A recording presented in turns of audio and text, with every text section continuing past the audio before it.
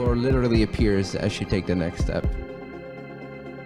You have no clue where you're going. The illusion is that you think you know where you're going.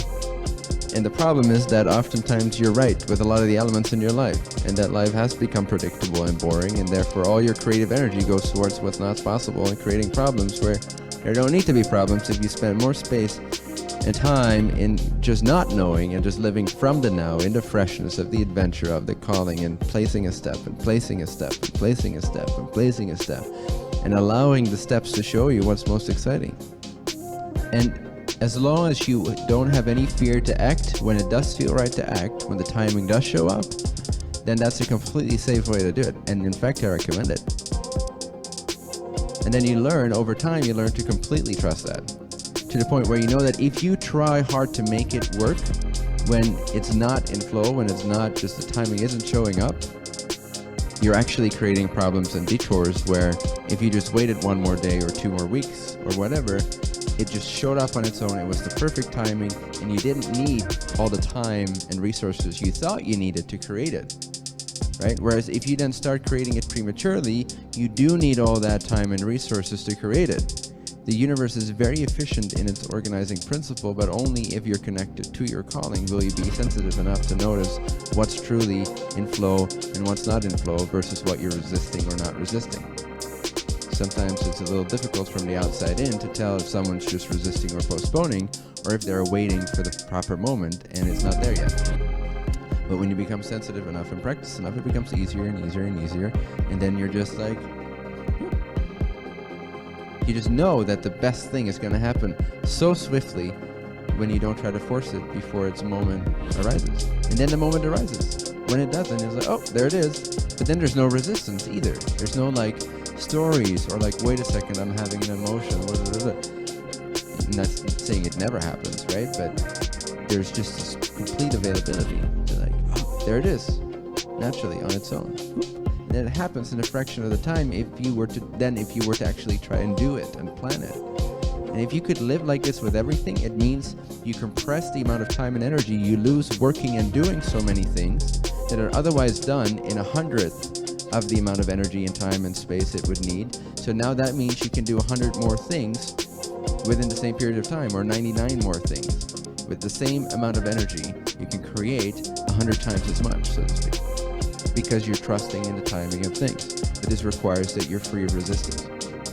And this requires that you have a positive relationship, and it's possible relationship with uncertainty, which means that you need to have a positive, conscious relationship to your calling, or to who you are, what you are. Come from that state of being and be confident in it.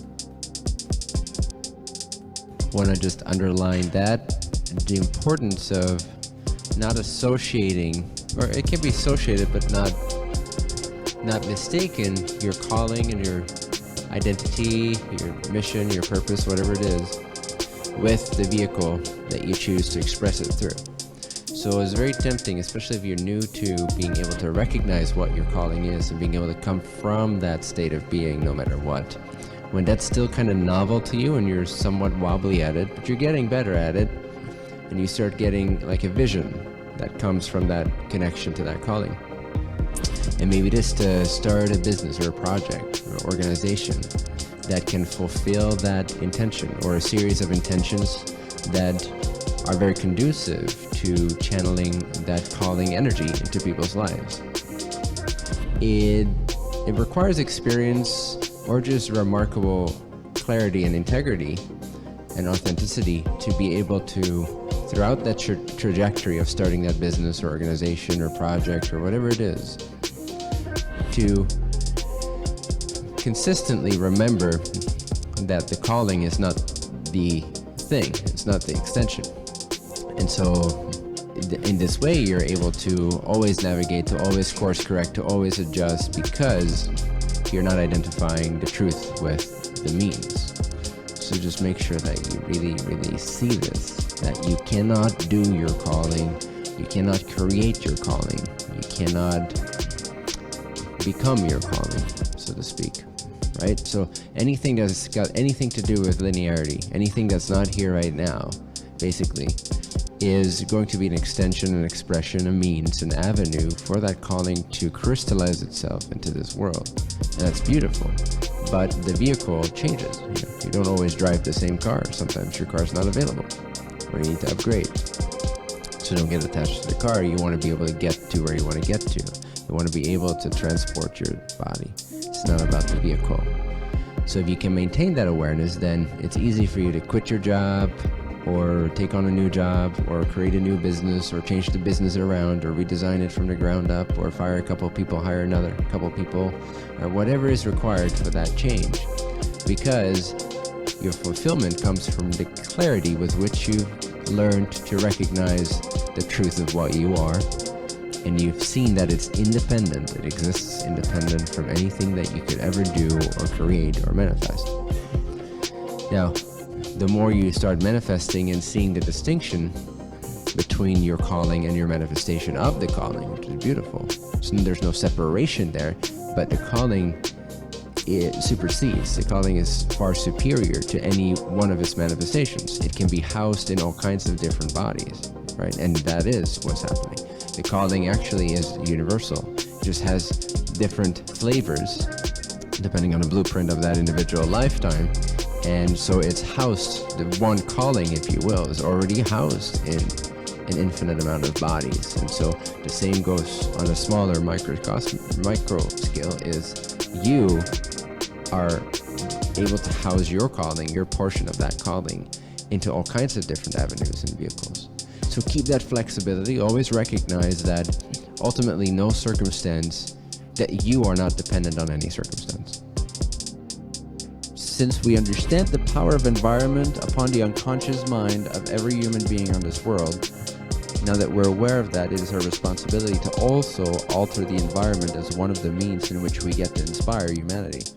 So those prototypes are excellent examples of what works, what doesn't work, optimize it, and bring that out into humanity until every city is designed that way, right? Until every social structure is designed that way, so that everyone that gets born into the civilization is naturally focused on what is possible.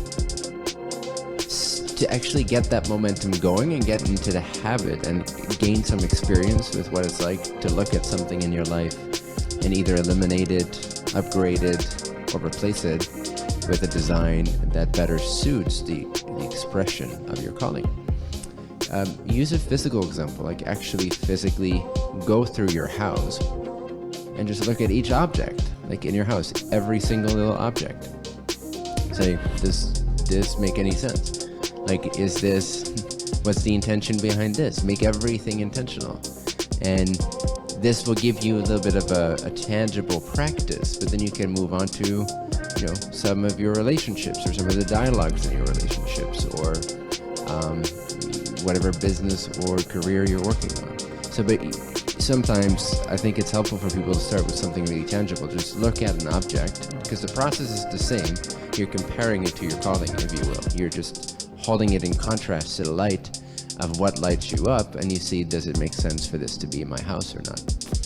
And then you start getting these little intuitive psychic glimpses of the past, like when you bought it, where you bought it, why you bought it, who you were when you bought it, what the intention behind it was, what the unconsciousness behind it was. And then you can sort of start clearing out your house in that way. And then you can extend that into the more abstract or non-physical elements of your life, if you will. Someone that's really aware and confident in the independence that they have, because their fulfillment comes from the state of being connected to their calling, and they know they could, if they had to, express it in any condition, whether they're sleeping on the floor or in a 5-star mansion, whether they have a paycheck or a lot of money or no money whatsoever. Once you realize that the only bodies that really matter to fulfill your calling in this world is the mental and physical body. And you have these, and so you're free. When you realize that, you can allow them, first of all, to become a crystallization, an expression of your calling more fully saturated with an awareness of that state of being that's never dependent on other bodies, right? That's the first freedom as an entity, as a body. It doesn't have to be a certain way. You just flow with the moment, and you believe anything's possible, and if people come together with that intention, truly magical things happen.